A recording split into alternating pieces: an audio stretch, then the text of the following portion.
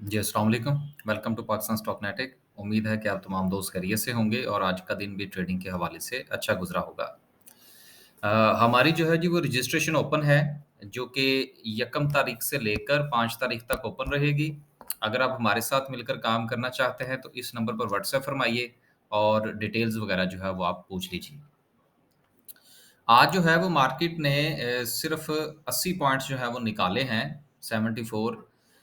लेकिन सूरत-ए-हाल ये है कि मार्केट ने जिस वक़्त आज हाई लगाया, तो वो हाई इसने लगाया 40,380 का और क्लोजिंग इसने दी है 40,075 75 पर।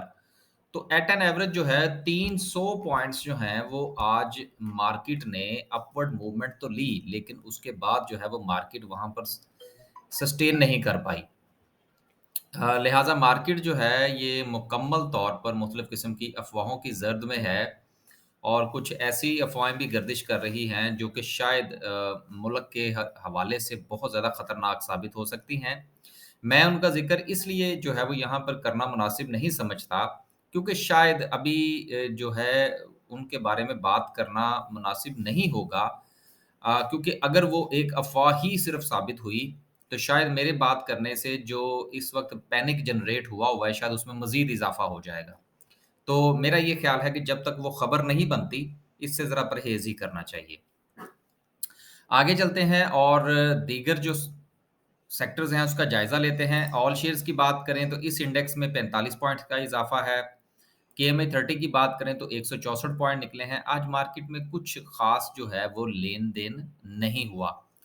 आगे चलें, सर्किट ब्रेकर की बात करते हैं तो आज अपर कैप जो है वो 5 कंपनीज़ हैं, जिसमें कोलगेट पामोलिव ने एक अच्छा किरदार अदा किया। देखिए, कोलगेट के हवाले से ये एक बात जो है वो गुज़िश्ता इसकी हिस्ट्री बताती है कि कोलगेट पामोलिव जो है ये ना सिर्फ़ कि डिविडेंड अच्छा देता है, बल्कि इसके साथ-साथ ये बोनस भी देते हैं। तो ये शेयर हो सकता है आपको कोई 2200 से लेकर कोई 2400 के दरमियान जो है ये मिले। तो बहरहाल जिनके पास है वो इंतज़ार फ़रमाइए और जिनके पास नहीं है अब वो भी इंतज़ार फ़रमाइए। लोअर कैप की बात करें तो लोअर कैप में कुछ ख़ास नहीं है। आगे चलते हैं, थोड़ा ग्राफ़िकल व्यू का जायज़ा लेते हैं। आज जो है वो हम थोड़ा सेक्टर का एक पूरे सेक्टर का जायज़ा लेने की कोशिश करेंगे, जो फर्टिलाइज़र सेक्टर है, क्योंकि उसमें काफ़ी ज़्यादा जो है सूरत-ए-हाल डाउनवर्ड का शिकार है। टॉप 10 सेक्टर्स में देखें तो पहले नंबर पर टेक्नोलॉजी सेक्टर है, फिर उसके बाद केमिकल है, मिसलेनियस है, रिफाइनरीज़ है, textile, composite, power generation, cement और कमर्शियल बैंक्स। टॉप 10 सिंबल्स की बात करें तो आज सबसे ज़्यादा वॉल्यूम जो है वो टीपीएल प्रॉपर्टीज़ में लगा और वो भी सिर्फ़ 12 मिलियन का वॉल्यूम था, जो कि शायद ना होने के बराबर है। उसके बाद सीएलवीआर में जो वॉल्यूम लगा है, वो तकरीबन 2 मिलियन का है। आपको याद होगा कि इस राइट के हवाले से मैंने एक गुज़ारिश की थी कि हो सकता है उसमें मेरी कोई स्टडीज़ शामिल नहीं थी। वो सिर्फ़ एक हंच की बुनियाद पर मैंने बात की थी कि हो सकता है कि ये राइट जो है ये फ्री में जाए और उस वक़्त ये जो था, ये मेरा ख़्याल है कि कुछ ₹3 के अराउंड शायद ये ट्रेड कर रहा था, if I am not wrong. तो उस वक़्त मैंने गुज़ारिश की थी कि जिनके पास है वो अपना-अपना फ़ैसला फ़रमा लीजिए। हाँ, यहाँ से मुझे एक और बात याद आई कि ये अक्सर औक़ात जो है ये मुख़्तलिफ़ किस्म के कमेंट्स जो हैं वो हमारी यूट्यूब के चैनल पे आ जाते हैं जी, कि वो हमने आपके कहने पर ये किया जी। मैंने बाद में उनका थोड़ा-सा जायज़ा लेने की कोशिश की है, मेरे व्हाट्सएप में वो साहब शामिल नहीं हैं। तो गुज़ारिश ये है कि इस किस्म के जो कमेंट्स हैं, या तो आप बताइए कि आप जो है वो मेरे व्हाट्सएप ग्रुप में हैं या मेरी ब्रॉडकास्ट लिस्ट में हैं और किस जो है वो हमारी एडवाइस पर आपने अमल किया। क्योंकि अगर आप सिर्फ़ जो है वो वीडियो देखकर आप इसमें से अपनी मर्ज़ी का मतलब निकालते हैं, तो वो ज़ाहिर-सी बात है, फिर वो आइन की तशरीह वाली बात हो जाती है कि जो आइन में लिखा हुआ कुछ और है और उसकी तशरीह कुछ और होती है। तो हम जिस वक़्त वीडियो में बात कर रहे होते हैं, अगर आप उससे कोई ख़ास मतलब निकालते हैं, तो उसमें चूँकि हमें तो नहीं पता कि आपके पोर्टफ़ोलियो की क्या पोज़ीशन है, तो इसलिए जो डिसीज़न्स होते हैं वो अकॉर्डिंग टू पोर्टफ़ोलियो होते हैं या अकॉर्डिंग टू पोज़ीशन होते हैं। तो ये कुछ 2-4 जो थे वो मैंने मैसेजेस पढ़े थे कमेंट्स के अंदर, तो इसलिए मैंने मुनासिब समझा कि मैं ज़रा ये एक्सप्लेन कर दूँ। अब देखिए, ये जिस तरह अभी मैंने ये बात की है कि जी मैंने इसके हवाले से ये इस खदशे का इज़हार किया था कि जी ये शेयर जो है ये हो सकता है कि फ्री में भी बाद में आपको देना पड़े किसी को। अब इससे जिन लोगों ने खरीदा वो उन्होंने अपनी मर्ज़ी का मतलब निकाला होगा और जिन्होंने बेचा उन्होंने अपनी मर्ज़ी का मतलब निकाला होगा। अगर इसमें किसी का लॉस या प्रॉफ़िट होता है तो शायद मेरा ख़्याल है कि इसमें हमें बरी-ए-ज़ुम्मा करार देना चाहिए। हमारा सिर्फ़ काम है यहाँ पर बात करना। अगर आपको कुछ स्पेशल एडवाइस चाहिए तो फिर आप मुकम्मल तौर पर राब्ता फ़रमाइए। आपके पास पैसे कितने हैं? आपके पास पोर्टफ़ोलियो में शेयर कितने हैं? किस-किस प्राइस पर आपने खरीद रखे हैं? क्या हालात हैं? आप काम क्या करते हैं? कितने अरसे के लिए आपने पोर्टफ़ोलियो बनाया हुआ है? तो ये सारी चीज़ें जो है, ये सर फैक्टर इन करके उसके बाद कहीं जाके डिसीज़न निकलता है। तो सिर्फ़ वीडियो देखकर आप अगर अपनी मर्ज़ी का मतलब निकालेंगे तो बराए मेहरबानी वो क्या कहते हैं नफ़े और नुकसान से आप हमें ज़रा थोड़ा-सा बरी-ए-ज़ुम्मा ही रखें तो ज़्यादा बेहतर होगा। आगे चलते हैं जी और थोड़ा बात करने की कोशिश करते हैं। सेक्टर वाइज़ मैं थोड़ा-सा देखना चाह रहा था कि हालात इतने ख़राब जो है वो हमें क्यों नज़र आ रहे हैं। अ, देखिए सेक्टर में अगर हम जायज़ा लें तो आज की जो पोज़ीशन है, इसमें ये मैं ज़रा देखना चाह रहा था कि सबसे ज़्यादा जो फ़र्क पड़ा है, वो किस सेक्टर को पड़ा है। तो सेक्टर वाइज़ अगर हम देखें तो सबसे ज़्यादा जो है वो फर्टिलाइज़र सेक्टर को मार पड़ी है। अब आप ये देखिए कि इस वक़्त जो सिचुएशन है पाकिस्तान की और मैं अक्सर एक बात कहा करता हूँ कि देखिए फर्टिलाइज़र सेक्टर जो है ये एक सदाबहार सेक्टर होता है। इसमें जिस वक़्त भी डिक्लाइन आए आपको उसकी उस अपॉर्च्युनिटी से फ़ायदा उठाना चाहिए। अब इस पूरे सेक्टर का थोड़ा जायज़ा ले लेते हैं, कुछ 1-2 कंपनीज़ पर बात भी कर लेते हैं, ताकि आप अगर कोई डिसीज़न करना चाहें, तो वो फिर अपने हालात के मुताबिक कीजिएगा। अब अगर फ़र्ज़ कीजिए कि यहाँ पर मैं डिस्कस करता हूँ और आप अगर उसमें से मतलब निकालते हैं कि बाय करना चाहिए और आप बाय कर लेते हैं और कल को वो शेयर नीचे चला जाता है, तो आप ये मत आके कमेंट कर दीजिएगा जी कि आपके कहने पर हमने बाय किया है। देखिए सर, मैंने यहाँ पर सिर्फ़ एक चीज़ एक्सप्लेन करना होती है। बहुत सारे मामलात हैं, बल्कि अक्सर वीडियो के अंदर मैं ये कहता हूँ कि सर आपका अपना पैसा है, सोच समझ कर सिर्फ़ महज़ वीडियो देखकर आप उसके ऊपर डिसीज़न मत किया करें, अपने हालात के मुताबिक डिसीज़न किया करें। तो अगर आप रेगुलर लिसनर हैं, तो आपको इस चीज़ का पता होगा, लेकिन अगर आप नए आए हैं, तो बराए मेहरबानी कुछ पिछली वीडियोज़ भी देख लीजिए। आगे चलते हैं जी और थोड़ा जायज़ा लेते हैं पूरे के पूरे सेक्टर का। सेक्टर जो है वो मैं ये देखना चाह रहा था कि क्या वजह है कि इस वक़्त जो हमारा फर्टिलाइज़र सेक्टर है उसको इतनी मार क्यों पड़ रही है? मार तो ख़ैर पूरी मार्केट को पड़ रही है लेकिन फर्टिलाइज़र सेक्टर जो है ये बहुत अच्छा सेक्टर है, इसके ऊपर नज़र रखनी चाहिए। देखिए इस सेक्टर के अंदर टोटल 5 कंपनीज़ हैं। अब इस 5 में से हम थोड़ा-सा इनको इनकी जो है ना वो हम तरतीब लगा लेते हैं। पहले नंबर पर इफट है, उसके बाद एफएफबीएल है, एफएफसी है और एंग्रो कॉर्पोरेशन और फातिमा फर्टिलाइज़र है। अब इसमें 2 कंपनीज़ जो हैं वो चूँकि एंग्रो ग्रुप की हैं, उनको थोड़ा-सा देख लेते हैं और 2 चूँकि फौजी ग्रुप की हैं, तो एक जो है वो हम एफएफसी को देख लेते हैं। देखिए सबसे पहले जो है वो हम जायज़ा लेने की कोशिश करते हैं एंग्रो कॉर्पोरेशन की। एंग्रो कॉर्पोरेशन जो है इस वक़्त ₹232 पर ट्रेड कर रहा है। अब देखिए एंग्रो कॉर्पोरेशन जो है, इसमें जो एंग्रो की मुख्तलिफ कंपनीज़ हैं, उनका नफ़ा-नुकसान जो है उसका ताल्लुक इस बहुत बड़े शेयर के साथ है। फंडामेंटली बहुत स्ट्रॉन्ग शेयर है, इस वक़्त अपने 52 वीक के लो पर है, लेकिन सिर्फ़ महज़ 52 वीक का लो नहीं देखना।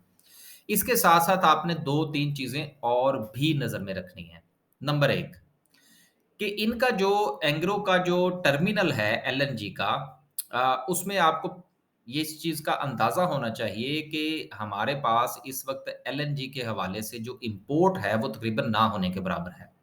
लिहाज़ा इस चीज़ को फैक्टर इन करना ना भूलिएगा। अब ये मैंने इसलिए ये एक्सप्लेन किया ताकि आप जिस वक़्त किसी शेयर को आप किसी जे शेयर को अगर आप एनालाइज़ कर रहे हैं तो उसमें इन चीज़ को फैक्टर इन किया करें ना यार, कि ये एंग्रो कॉर्पोरेशन का शेयर है तो इसमें मुख्तलिफ़ किस्म के जो इनके प्रोजेक्ट्स हैं, उनका नफ़े-नुकसान का इसके साथ ताल्लुक है। हम क्या इम्पोर्ट कर रहे हैं, क्या एक्सपोर्ट कर रहे हैं, क्या उसका इसके ऊपर असर पड़ेगा? तो एलएनजी का इनका टर्मिनल है, उसकी इसके ऊपर आपको ज़रूर जो है वो प्लस और माइनस नज़र आएँगे। लिहाज़ा इसके मुताबिक फ़ैसला फ़रमाइएगा। बात करें इसकी अर्निंग की, तो अर्निंग के हवाले से इसकी 2021 में जो अर्निंग थी, वो ₹32 थी।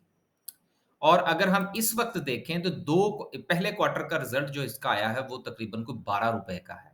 लिहाज़ा एट एन एवरेज अगर हम देखें अगले 3 क्वार्टर्स का भी इसमें अगर आप इसी एवरेज के साथ शामिल करें तो तकरीबन जो ₹40 इसकी अर्निंग बनती है।